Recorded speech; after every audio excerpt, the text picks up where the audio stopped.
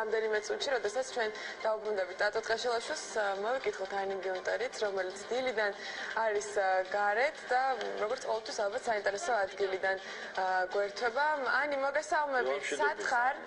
დილამშვიდობის, მე ვიმყოფები დილიდან მეტად უჩვეულო სახელწოდების ადგილას, ეს არის დედაენის პარკი, უჩვეულო ხალხთან ერთად.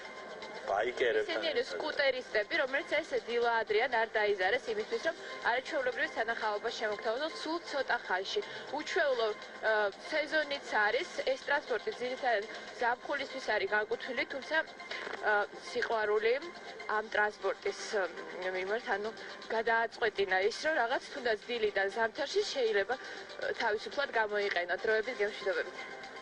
დიდი მადლობა, მე იმდიხარ ინტერესში ჩავარდი, რომ დედაენის პარკში სკუტერით რა შეიძლება მოემოქმედოს. სწორედ ამიტომ ძალიან დაველოდები. ანი გიუნტერის მორიგ ჩართვას, მანამდე კი უნდა გავიგოს დღის მთავარი ამბები.